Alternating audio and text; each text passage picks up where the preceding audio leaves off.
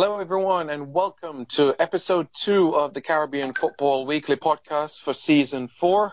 I am Simon Preston, and I'm joined as usual alongside Santokie Nagulendran and Nathan Carr. Santokie, what a result for the Spurs today over Hull City. Yeah, fantastic result. 7-1 win for Spurs, and that's coming off of our 6-1 victory on Thursday. So, great result for Spurs and for Harry Kane, who's won the Premier League Golden Boot. So I'm more than happy with our performances this week. That's right, 2 years on the run for Harry Kane. Nathan, how are you doing? If I offered you 10th before the season began, would you have taken it for the Baggies? Hi guys, I hope everyone's well. I think I would have taken that. Although, as I've said previously, I'm not the biggest fan of Mr. Tony Pulis, but glad the season's over, and who knows what next season might bring. Who knows indeed. Well, we do have a lot to discuss across the Atlantic in the Caribbean.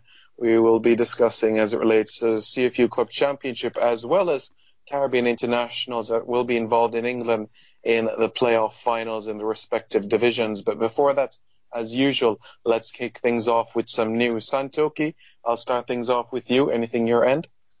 Yeah, so former Golden Jaguars defender Walter Moore, who retired from international football last year, he's returned to Guyana this weekend with his club coach from FF Jaro in Finland, so second division Finnish team. The coach of that team, Christian Heems, who's an English coach, they've both gone to Guyana to conduct a talent identification program this weekend. So they'll be looking at national under-17 training sessions with the objective of possibly bringing players to Europe on contracts in Finland, where it's easier. There's less regulations in terms of players getting permits and work visas.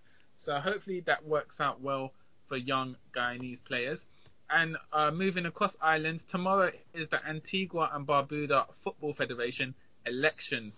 So President Everton Gonzalez will be up against 4 other candidates to see who will become new Antigua and Barbuda Federation president. So that will be held tomorrow. All right. Thank you very much, Santokie. Much appreciated there. Nathan, your side, how are things? Some news from Puerto Rico. Puerto Rico FC have parted ways with head coach Adrian Whitbread and technical director Neil Sillett. The news was announced yesterday.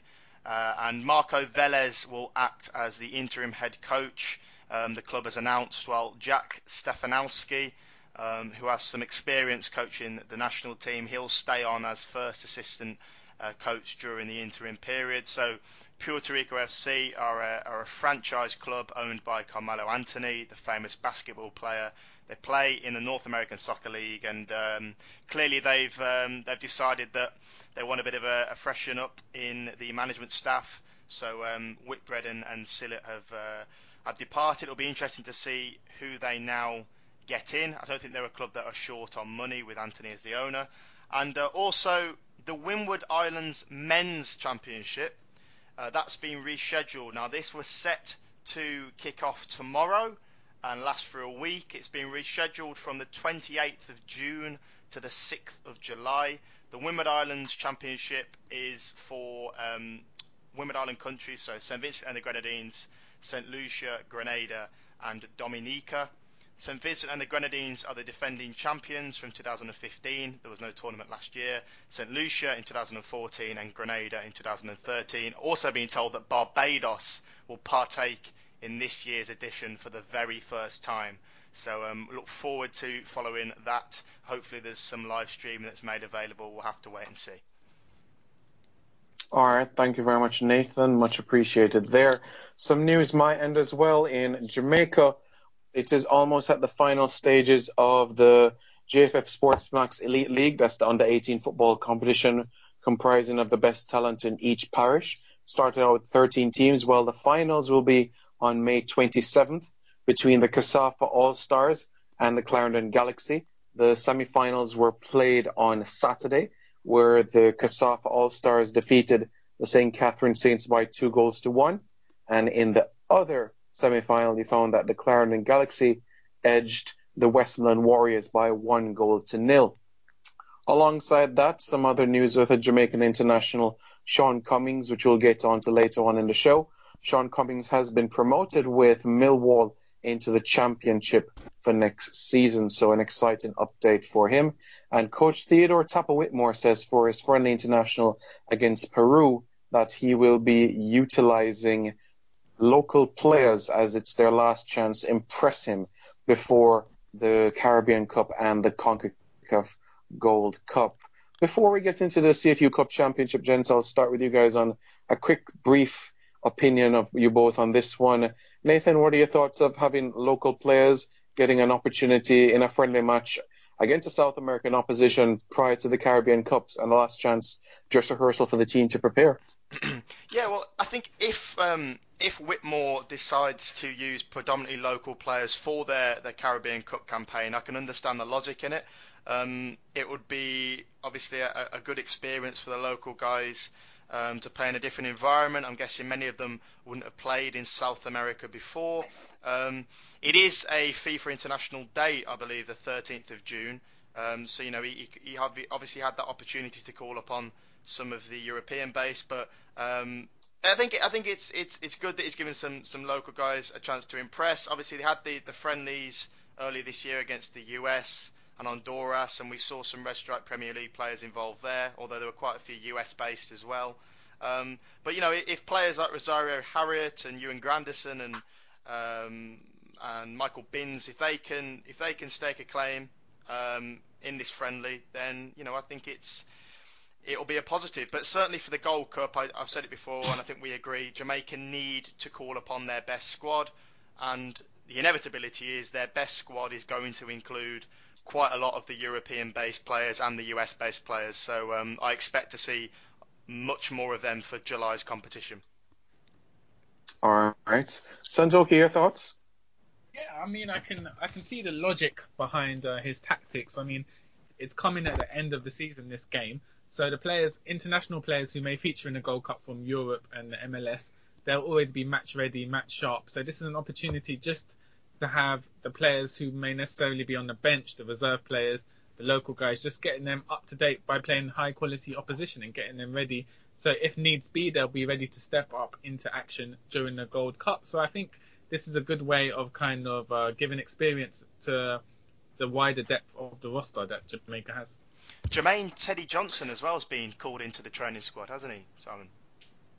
Yes, he has. He'll be 37 years old in June. Quick mixed response among Jamaicans, but being the top scorer in the local Red Stripe Premier League, he has been impressive. So I am for his inclusion in the squad for sure. And what do you make then of Tapper-Whitmore, calling upon a lot of these local players for the friendly against Peru?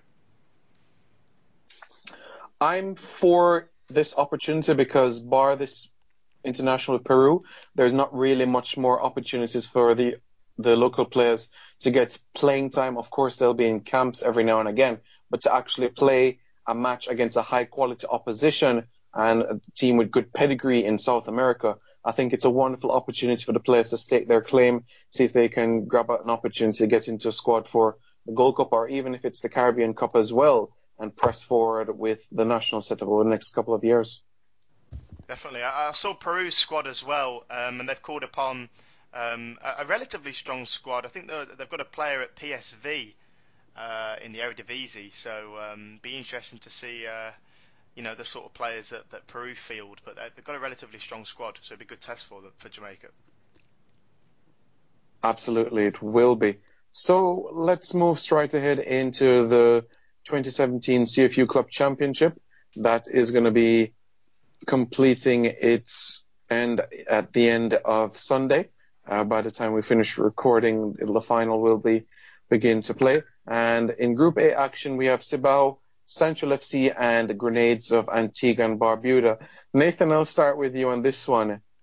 The Dominican Republic, the first time that a team from the Dominican Republic is going to be playing in a CONCACAF tournament. It's an absolutely wonderful achievement that Cibao has done.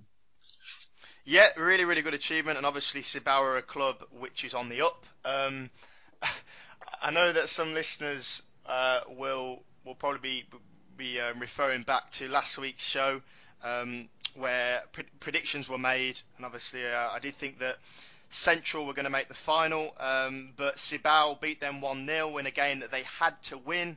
They drew, surprisingly actually in my opinion, to Jennings Grenades 2-2 in their first game. So they had to win against Central, and they did that.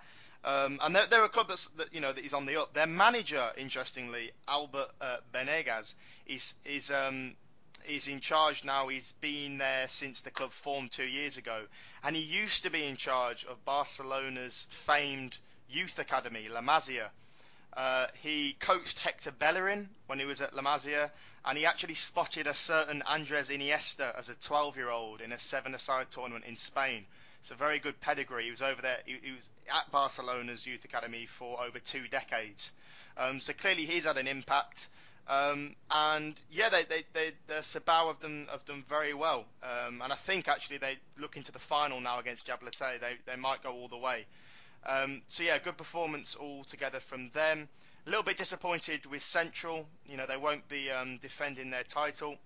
Obviously, the plan that they had of bringing in a lot of overseas players with lots of experience on short-term deals, that hasn't quite paid dividends for them.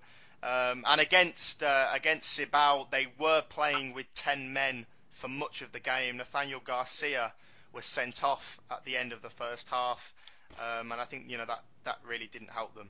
And Grenades, the last team in Group A, as we discussed, they were kind of the underdogs heading into the tournament.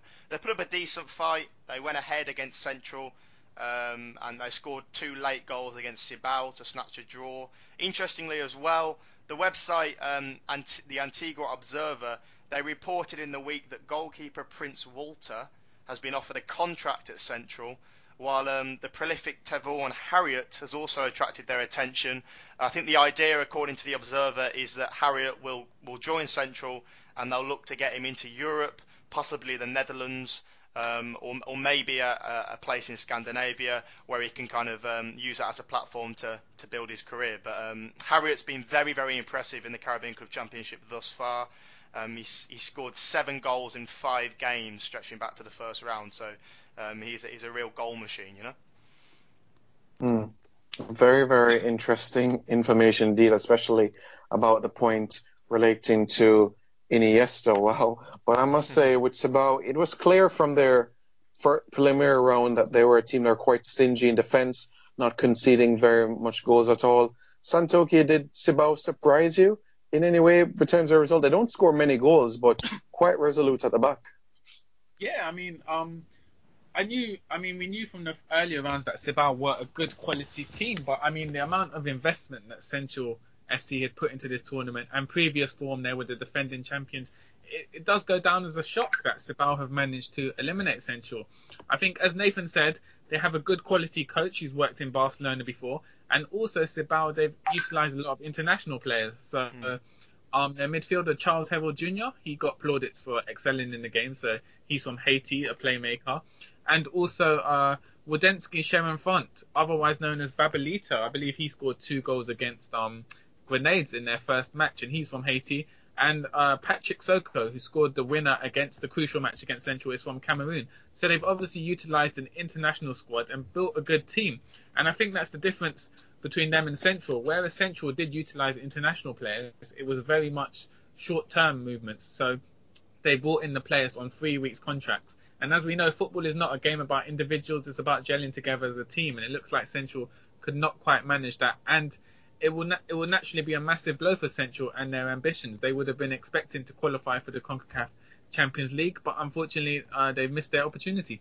Well, they still can go through the back door, can't they? If they win the CONCACAF League, although how likely that is, I'm not too sure. Yeah. You're right there, Santa, that they will be disappointed not to have reached the final at least, but there's a small chance that they could still make it. Correct.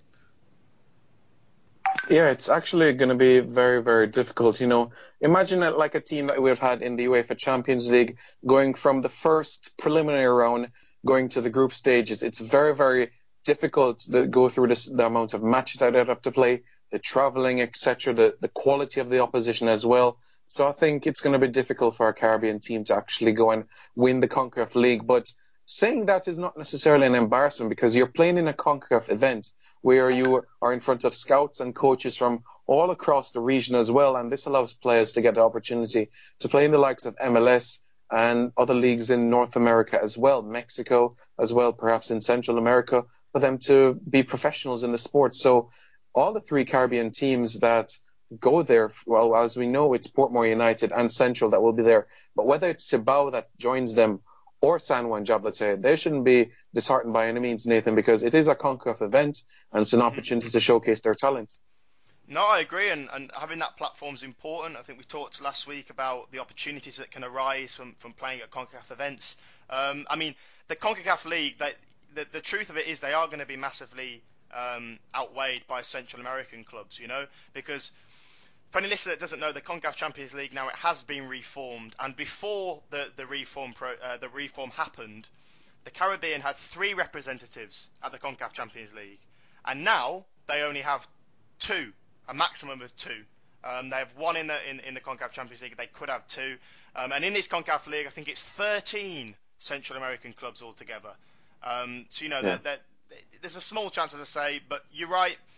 We've seen recently Caribbean players go to Central America, and then some have even gone on to play in MLS after that. Michael Williams, the Trinidad Tobago left back, is probably quite a good example. I think he went to Antigua. Not that Antigua in Guatemala, and then use that as a springboard to get noticed by the Colorado Rapids, who he now plays for in MLS. And I think there's been other examples. Carlos Berti from St. Kitts and Nevis has also had spells in Central America, and I know a few different Jamaican players as well. Simon, have had spells in Central America before, haven't they? And impressed. Absolutely, there's so many that could be named. You think of Jermaine Tuffy Anderson that has an experience there as well. There's been quite a number that has applied their trade in those leagues. Nicholas Adler has also played in Central America as well. So, and we've seen that they use as a springboard to get into the national team as well. Romeo Parks is another example.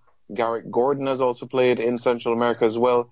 And we've seen also with Elliott of St. Kitts and Nevis play with Mexico as well. So it's an interesting move to see Caribbean players, especially from the Eastern Caribbean as well, play in Spanish-speaking countries in North America as well, Mexico, etc. And it gives them a chance to actually play football alone instead of work a 9-to-5 job and then play football, you know, because it really is a difficult thing, you know. There's some players in Jamaica that were asked by journalists, what are you going to do at the end of the season? And some say, well, they're going to look to find a job until September when the season starts back. It's quite disheartening to hear that. You'd actually want the players that normally they go on their summer break, they hang out with their family, etc. So to say that you're going to look for a job until the season starts back, it's a very, very intriguing one. That's the brutal reality of Caribbean football at club level, isn't it? I guess, unfortunately. Yeah. It certainly is. But let's move on to Group B action, where we had a reunion, you could say, in some sorts, where the likes of Adrian Reid, Damian Williams, and Keithy Simpson, former Portmore United players, coming up against each other for San Juan Jabloteh. And Adrian Reid actually scored a penalty. He didn't celebrate, but what he did was that he saluted Horace Reid in the crowd, who was the general manager at the time of Portmore United. So it was an interesting move on his part. So Santokie, I'll start with you on this one. San Juan Jabloteh deserved group winners, despite it only being goal difference. Yeah, well, before this group had begun, I did predict Portmore United to emerge victorious. Ooh. But San Juan have they've upset the odds, you could say. I mean, it was by the virtue of one goal, they managed to qualify. But they seem to be a tight defensive unit, assembled a good squad. Verlon Mills of Guyana, who has transferred to them from Slingers FC in Guyana, and he was a massive asset to them. He scored the second goal against Portmore United. So they look like a compact team who might be able to spring a surprise against Cibao in the final today. All right. Nathan, your thoughts of Group B action? Yeah, on Jabloteh, it's interesting because although they qualified for the final, the post-match interviews with the coach and Nathan Lewis, the Trinidad Tobago international winger. I mean, Nathan Lewis, he was distraught. You know, he was really upset after the game, and At he was blaming himself for the 2 goals that they conceded late on against Portmore in the final game, because they were 2-0 up, and then they let in two late goals in the last kind of 5 minutes, which is disappointing. But they are in the final. That's the main thing. Only just. It's their first final since 2006. They won the Caribbean Club Championship in 2003 when they beat W Connection on penalties. That was in the CONCACAF Champions Cup era. And that was actually when Jabloteh had the likes of Angus Eve, Cornell Glenn, Otis Whitley, and Sid Gray, and all 4 of them, of course, went on to. Sorry, 3 of them went on to represent Trinidad Tobago at the 2006 World Cup. Angus Eve was not in the squad. So yeah, they've got the final to look forward to. What I did find quite interesting is the coach of Jabloteh. After the Portmore game, he said that he'd start analysing and studying Central in preparation for the final, assuming that Central would qualify ahead of Cibao, which I thought was quite funny. But yeah, so their first appearance in a final for just over a decade, Simon. Yeah, that's right. 2003. Go ahead, Santokie. Yeah. Yeah, I was going to say, I think it's also important because San Juan haven't qualified for the 2018 CFU Club Championship. W Connection and Central FC will be Trinidad's representatives. So it's important that the club and the players maximise this opportunity, as certainly for the club, they won't be able to guarantee when their next appearance will be or next opportunity to qualify for a CONCACAF tournament. So it's a chance to make the most of it. Yeah, that is true. It's an opportunity for them because they haven't been it in quite some time. And of course, the final this evening will be against Cibao FC. Nathan, based on what we've seen from the club so far this year, have you been impressed with the quality of the players compared to previous years of this tournament? Because I must say, comparing this year to previous years, I like how it's not a blowout compared to other times where we'd have a team getting 5 or 4 past them. Their matches and the results are much tighter compared to previous years. They are much tighter, and I think last week, I was talking about the few goals that the teams had conceded in the first round. There was kind of 0, 1, 2 goals, and that's been evident, as you say. We've had some close scores, 2-2, 1-0, 2-0. So I think, to answer your question, I think the quality has gone up from the snippets that I've seen. I still think there's quite a lot of work that can be done in terms of the overall kind of professionalism of the teams, the preparation of the teams. I think Cibao in particular have shown that, or have contributed to the rising quality. But ultimately, the kind of the acid test will be when they get to the proper event, against the rest of CONCACAF. That's when you can really you can really see where, if any progress has actually been made, where the Caribbean clubs are at, because Caribbean clubs haven't really enjoyed much success in the CONCACAF Champions League, in quite a while really, and even when they did most recently, that was through Puerto Rico Islanders. So I think really the measurement stick is when they get to further down the road, when they play the best from Central America and North America. Yeah, that's a good point there. And just a reminder to the listeners as well, it's only the winner that advances to the CONCACAF Champions League, while the runners-up and the 3rd and 4th place team will go into the 2017 CONCACAF League. Now, that CONCACAF League will take place in August, later this year, and some other teams that will be in that tournament in August will see the likes of Alajuelense of Costa Rica, Honduras Progreso, Olimpia of Honduras, also Plaza Amador of Panama. So it's going to be 16 teams, you could say, 32 teams taking part in this tournament. You'll have a round of 16 phase, a quarterfinal, semifinal, final. So in the round of 16, my apologies, we're going to have, of course, the 16 teams.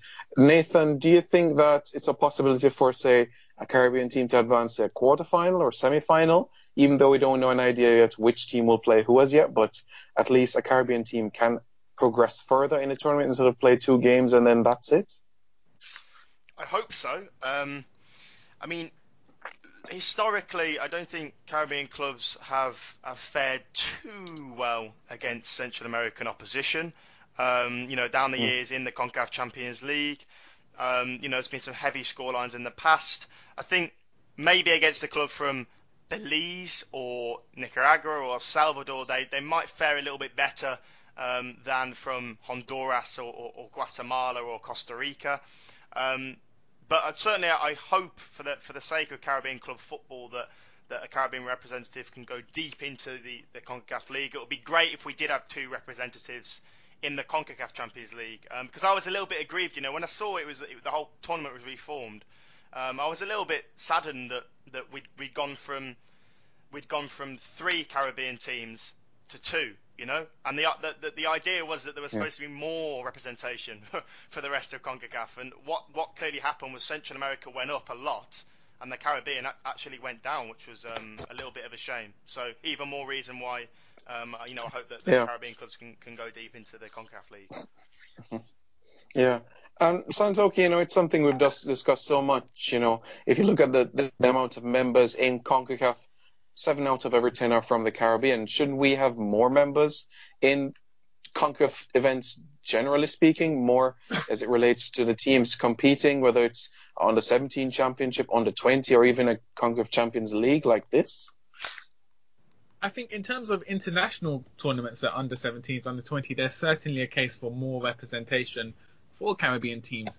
In terms of the CONCACAF Champions League, the club tournament, I can see the perspective of CONCACAF where they've currently got a Champions League where it's very one-sided in the group stages. You get the Caribbean teams and Central American teams losing 4 or 5 goals, and it doesn't make for great entertaining or financial sense to have these type of matches going on. So I can see from their perspective, as unfair as it is to the Caribbean teams, why they would want to have a preliminary tournament, the CONCACAF League, because this means there's a chance for more competitive matches, and it also means that you're not going to get a point where Mexican teams and American teams are going to Caribbean countries or Central American countries and winning 5 or 6-0, because that's not benefiting anyone.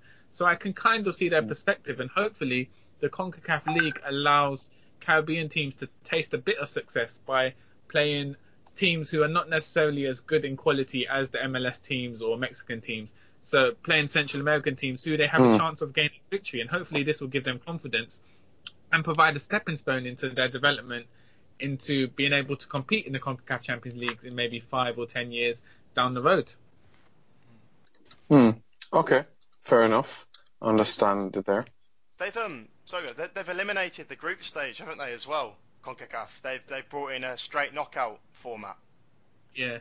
So it's kind of like the World Cup qualifiers, the preliminary round. So if a team, maybe they have an off day, or they're putting a lot of preparation, but they don't quite rise to the occasion, and they're out, game over. Instead of the group stage, there's kind of pros and cons to that, I suppose. Just a small note: the draw for the CONCACAF League will actually be taking place this month, so the 31st of May. So I believe next Wednesday, so in about 10 days' time, and that will be held in Miami, Florida. Yeah, quite an exciting few weeks that we have on our hands for sure. Well, let's move ahead over to England now. I'm sure you guys are much closer to this action, but we have the playoffs happening across the different leagues, Championship, League One and League Two, with quite a number of Caribbean internationals involved to some extent. And I figure let's start off in League Two and build our way up. Santokie, I'll start with you on this one. On the 28th of May, we're going to have Blackpool taking on Exeter City. So it's Guyana versus Jamaica against Santokie. Joel Grant on my side and Neil Dans on your side with Guyana. Well, look at this year that we've had since the podcast started. Jamaica beat Guyana on the 17 level, beach level. I think the only time you've beaten us is at the women's level. So it's going to be an interesting final. Yeah, thanks for that reminder, Simon, of Jamaica's dominance. Yeah, it will be, if the semi-finals are anything to go by, it will be very, very exciting. I mean, Blackpool in the semi-finals, I think they won 6-5 in aggregate over Luton Town, and that was down to a last-minute equaliser in the 93rd minute in their second leg, which made it 3-3 and got them through an aggregate. And obviously, Neil Dans has started in both of those semi-final legs, so I'm assuming he'll start in the final at Wembley. It's also a nice story for Neil Dance. He gave an interview to local radio saying this is the first time he's managed to play at Wembley, and he never thought it would happen aged 34. So it's a good story for him. He's obviously on loan from Bury FC, who are one division higher, so they're in League One. He's been loaned down to Blackpool, and he's managed to help their resurgence. They managed to sneak into the playoffs on the last day of the season, and they've managed to work their way through the semi-final, where they were underdogs against Luton, and made it to the final against Exeter. In terms of how the match will go, it's hard to predict. Both teams seem to have attacking prowess in them. They both got a lot of goals in them. And so it just depends, as all finals do, down to the day, who's got more confidence, who can get rid of their nerves and manage to prevail. Simon, do you have any predictions for this, how the final will go? Well, before I give my prediction, I'll just say that on Blackpool's side of things, he also has a teammate who is a Jamaican. That's Jamil Matt, who was actually born in Jamaica. And he has another individual, Nathan Delfonso, who's born to Jamaican parents. So that's very intriguing as well. But I want to stick with Exeter and this one with Joel Grant. So Blackpool are the more unformed team. I would like to say Exeter win, but I think it'll be Blackpool that will be promoted, to be honest. 2-1, Blackpool. Okay. It's funny, isn't it? Because Blackpool have had quite a lot of problems off the pitch, haven't they, as well? Yeah. Been well documented, a lot of administrative and financial problems with the ownership. So the fact that they're at Wembley in the final is even more impressive. Neil Danns, it's kind of a shame, isn't it, Santokie, I guess, that the Guyana call didn't come earlier in his career. I mean, you said that he's 34 now. It's kind of a shame that he didn't come earlier on so he could kind of maximise his international career. Yeah, I mean, I do remember him on social media in about 2013 or early 2014 asking about whether he could get onto the Guyana national team. He just put a tweet out. But at that time, the administration was only picking local players, so obviously his opportunity didn't arise until 2015 when they started their World Cup qualifying campaign. So it is a big blow because he is a very high quality player. He's played in the Premier League for the likes of Crystal Palace, and then he's had a great career in the Championship level as well. So in terms of CFU football, he's one of the outstanding talents based on his career. And in the games he has played for Guyana, I believe he scored 4 goals in 3 games in the 3 games he's played. So and people in Guyana have said he's the best player to ever wear the Golden Jaguars jersey, even though he's only played 3 games. So wow. Definitely a high quality player. And as you say, it's a shame because he's now winding down, coming towards the end of his career, and you can't guarantee whether he'll play for Guyana again. So it did seem as if the call-up did come late into his career. Barbados' captain, by the way, Emerson Boyce, he used to play for Blackpool up until recently, didn't he, before announcing his retirement. I think he announced his retirement last year. Just a little thing to add. Joel Grant for Exeter. He's had an interesting career, hasn't he? You could say, Simon, with Jamaica, because he played in the Central American and Caribbean Games, didn't he? A little way back, as kind of coming in and out under Winfried Schaefer, scored that bullet header, and you at that game, weren't you, Simon, against Chile? Yeah. Famous win in the friendly. He scored that header, which I think in the end proved the decisive goal. And then he came into the Copa America Centenario squad when Simon Dawkins withdrew. So, I mean, how would you rate Joel Grant as a player, and how would you rate his Reggae Boyz international career so far? Yeah. Well, I mean, I must say, though, Nathan, that he is a good squad player for the international team. He does add value. What I admire from him is his courage and his desire to play for Jamaica. Not many English-born players really show the heart on their sleeves and really are determined to play for Jamaica. And he's been so patient. 2007, he was with the under-20s, and he had to wait 7 years for his senior call-up and debut. And then, of course, was in the Caribbean Cup team that won in 2014. And it's been up and up ever since for him. But as he approaches 30 years old, I don't think he'll see much time in the Reggae Boyz shirt for the rest of his career. But I do think that he would be a valuable squad player moving forward. He seems to have settled as well now, hasn't he, at Exeter as well? You know, he's starting games and started in the first leg of the semi-final. Absolutely. He has played a part in the Exeter teams getting into the playoff situation with some assists and goals to his name. It's quite interesting. The clubs that he's played for has been very, very far from, you could say, central parts of of England. You'd say he's been at Aldershot Town, he's been at Crewe Alexandria. He's been quite a number of places that a bit of a journeyman in some respects. So I give him experience for that in the lower leagues.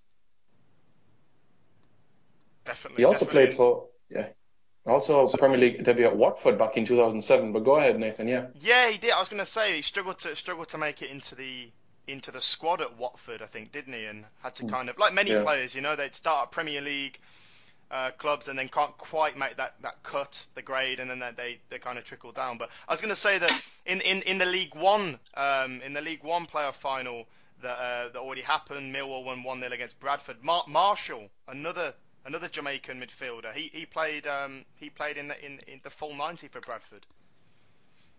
Yes, he did. He played the full 90 for Bradford. I thought Bradford would have come out winners on that day based on the momentum that they were carrying from that game.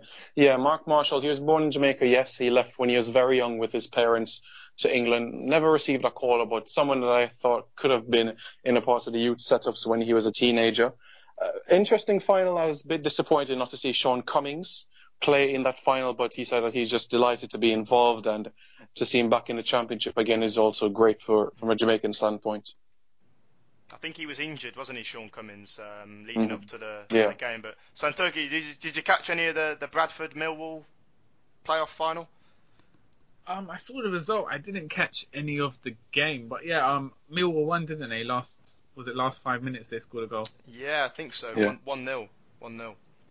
Millwall don't have any Caribbean players in their squad at the moment, do they? They have the Just right Sean back. Cummings. The right back Malon Romeo played the full 90 minutes I think he's from London, but he made his Antigua and Barbuda debut in World Cup qualifying for Russia. Ah, okay. Yeah, and interesting fact about Malon Romeo, his dad is Jazzy B, the singer, the musician. Yeah, so the legend. yeah, pretty cool. Oh, But that is good. he's been promoted. Yeah, that's right. And on Bradford, go ahead, Nathan. Yeah. No, sorry, I was just going to add on Romeo. I remember listening to an interview that he did. He just returned from international duty, Caribbean Cup, and he was talking about the heat and how that played a big factor. Going from playing in League One in England to the Caribbean and playing in Curacao, and how he was initially struggling to cope with the intensity of the weather. Yeah. It was quite a difficulty for him, and a number of English players have cited the challenge that they've had as well. But I must say, next week, Monday, all eyes will be glued on the television. It's going to be Bermuda versus Jamaica. Naki Wells taking on Gareth McClary. Huddersfield Town against Reading. Nathan, have you been following much of Reading or Huddersfield this season? Have you been impressed by what you've seen? I must say I've been really impressed with Huddersfield. They've been very ambitious. Yes, they have. I followed kind of passively throughout the season. I think a big kind of part of Huddersfield's success has been the manager. I know Santokie and I were talking about it off air. David Wagner, a good friend of Jurgen Klopp, seems to have made a big impact. Naki Wells, obviously the player that we want to focus on, the Bermuda international. He's back at Wembley for the first time since May 2013, when he clinched promotion to League One. With Bradford, and I think shortly after that he signed for Huddersfield. It was a club record fee at the time, but I've thought for quite a long time, Naki Wells is 26 now. He could do a job in the Premier League. A mid-table, lower mid-table team. In the Premier League, I think he could do a good job. He's shown that he can score goals, certainly in the Championship. He was very effective at Bradford. And although he hasn't played perhaps as much as he would have liked to for Bermuda, he's definitely capable, in my opinion, of playing at the top level in the Premier League. Would you guys agree with that on Naki Wells? Yeah, I think he could do a good. I don't think he could play for a top 10 team in the Premier League, but I certainly feel he could do a job at, for instance, somewhere like Burnley or Stoke, somewhere like that, a mid-table Palace. kind of Premier League. Yeah, or Palace. I mean, he's got the pace, he's got a good eye for goals, and I do think he's ready to make a step up to the Premier League and see where it goes. Yeah, I think even somewhere like Newcastle, he would be valued as well. You know, the Mm. Newcastle fan, especially at the Galloway end as well, they like to see raw flying wingers down that side. Even though with their accents, it might be a difficulty to pronounce his first name, I still think it would be fun for have him up in the northeast. Yeah, talking about accents, people were talking about Naki Wells' accent after the semi-final playoffs because he's got kind of a weird mix of Yorkshire and Bermudian. It's a bit of a Mm. strange one. Yeah, it's interesting, yeah, because he spent a lot of time at Bradford as well, so he's been at Yorkshire quite some time throughout his career. He has. Mm. He's definitely got used to the rainy weather. Of that, there's no doubt. Also at Yeah. also at Huddersfield, you've got the greatly named Rajiv Van Lapara, who's of Surinamese origin. Mm. He plays for the Dutch under-21 team, but he's the half brother of Wijnaldum at Liverpool. So Mm. and Oh so wow. obviously, yeah, so he's of Surinamese origin. His name comes from he was named Rajiv as a tribute to Rajiv Gandhi, who was the Indian Prime Minister. So they're a slight link to the Caribbean as well in the Huddersfield in another one of Huddersfield's players. Mm. Isn't he linked to Royston Drenthe as well? I remember Yeah, that's somebody. his cousin is Yeah. Royce Gente, yeah. Ah, okay. There. Mm. On the subject of Reading, Simon, I know you mentioned them a bit earlier. I did watch their playoff game against Fulham.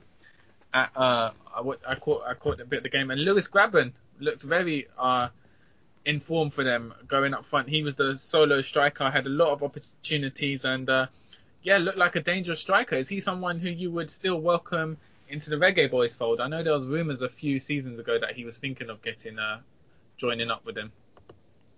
Well, I must say the JFF had approached him to get a Jamaican passport, but I think what let us down prior to tournaments was the time in order to get the work permit and all the paperwork together, so we wouldn't be able to get the passport in time. That has been the challenge from Jamaica's side of things. But yes, he is a striker that would add value to the national team. The only thing is that for his conversion rate, sometimes you need to give him 4 or 5 chances in order to put the ball in the back of the net, and we need somebody a bit more clinical than that. I mean, honestly, I would prefer Jermaine Beckford at this point in time, although I know the deficiencies that he has, but I would much rather a much more proven sort of finisher that has been there, done that, not only in the lower leagues, but also the highest level as well, with Everton as well. So for me, I would have gone with a Jermaine Beckford over a Lewis Grabban, though. How about Theo Robinson? You got any views on Mm. Theo? Because he was doing very well at Lincoln, wasn't he, before he moved to Southend? Yeah, with Lincoln,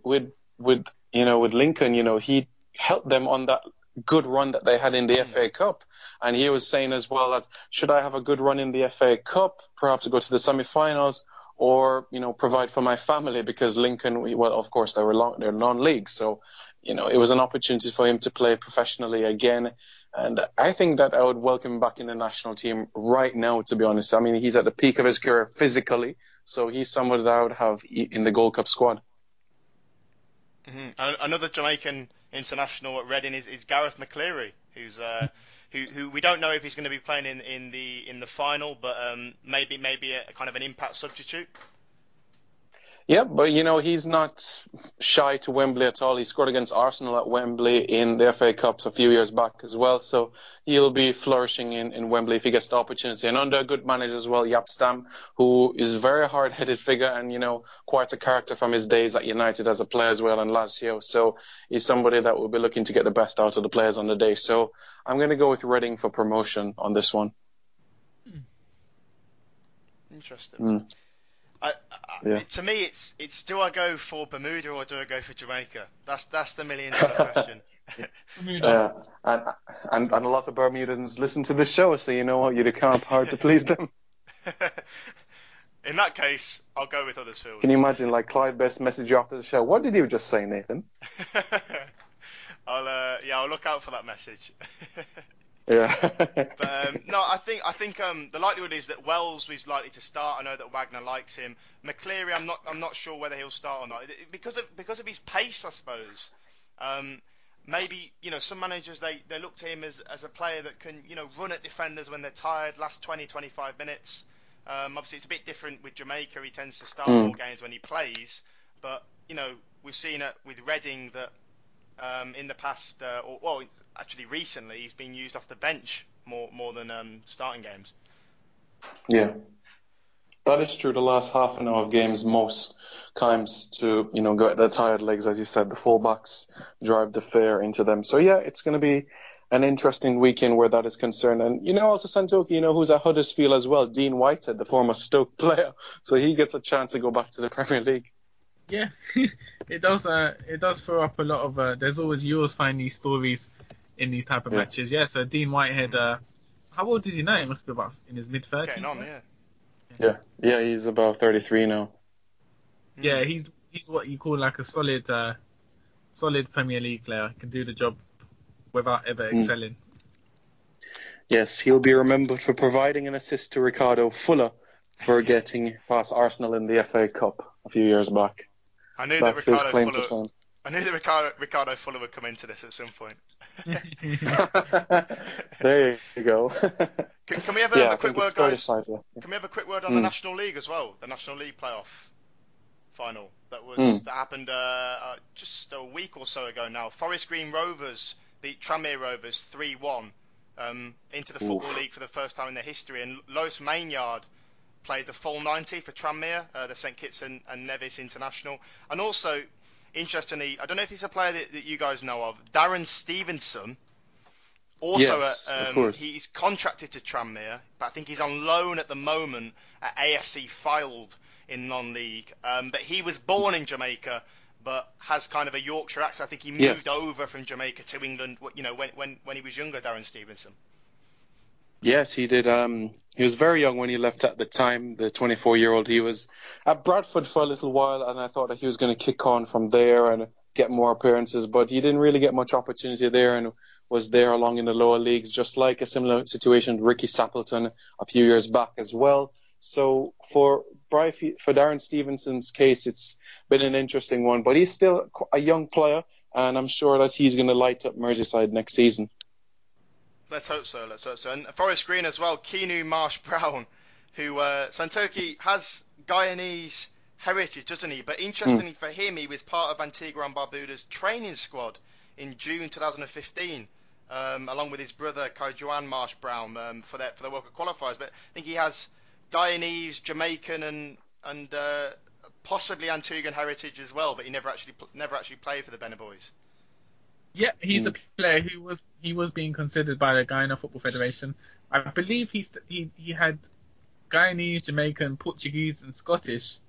Wow, that is some mix, isn't it? Not confirmed, but those were the rumours going around. He was on Guyana's radar at one point, as you said.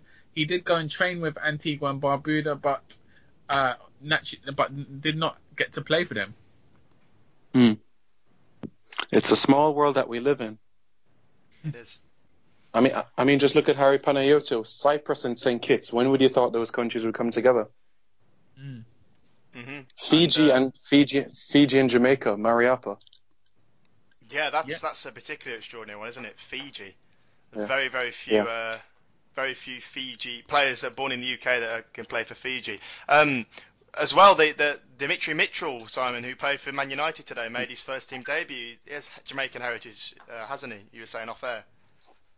That's right, and you spoke about his European roots as well. It was a Greece or Cyprus, one of those two. So that's an interesting mix there as well. Fascinating. Some really interesting backgrounds to a lot of footballers. Absolutely, and over the next couple of weeks or so, we'll of course hear from more as well. DJ Buffon, Antigua. Although he didn't play, did he, for Antigua in the CONCACAF Under-20 Championship in the end? No, he didn't actually. Yeah, it was unfortunate not to get to see him in action. Yeah. But I think he has Montserratian heritage as well. The three Willock brothers as well. I'm not sure how familiar you are with them. Chris Willock, Mats Willock, and I think it's Joe Willock at Arsenal and Man United. They have Montserratian and St Lucian family. Yeah. So if they don't ever play for England, that you never know. The door might be open for kind of Montserrat or probably more likely St Lucia. Yeah, and just to bring Santokie in the mix of things as well. Andrew Watson, an individual that was born in Guyana, was the first black person to play association football, and he actually went on to go and play for Scotland back in the 1880s. So Guyana actually produced somebody that went on to play for Scotland and played along the different leagues in Europe. So kudos to him. Oh, wow. Just a tidbit there. Bit of history there. Andrew Watson from Tamarara. Gil Heron played for Celtic, didn't he? Jamaican footballer. Oh, that's right, yeah. Mm. Luther Blissett, Watford. We're going right into the annals of Caribbean football history. I said we could do a whole episode on this. Yeah. More like a whole season. We know what season 5 is going to be anyway. Yeah, exactly. Well, guys, it's really been an intriguing discussion. Really, thank you very much for being on it today. Santokie, is there anything you'd like to say before we sign off episode 2? No, pleasure as always talking with you, gents. I have written an article on Patrick Kluivert and his journey from Ajax to Curaçao, and that's on www.footballparadise.com. So if anyone wants to read about that, you can find the article there. All right, thanks very much. Nathan, your end? Yeah, I'd recommend going to check that article out by Santokie. It's really interesting.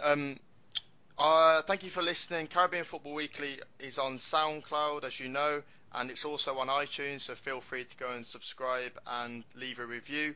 And you can check out my site, www.thehomeofcaribbeanfootball.com, and on there there's a page which is called Caribbean Football Weekly, and there you can access all the episodes from the different seasons, stretching back to the good old YouTube days from season 1. Yeah, thanks very much, Nathan, for putting in the hard work behind the scenes for that as well, to compiling everything in order. Well, I'm Simon Preston, signing out for episode 2, and have a pleasant day. And finally, Wenger in.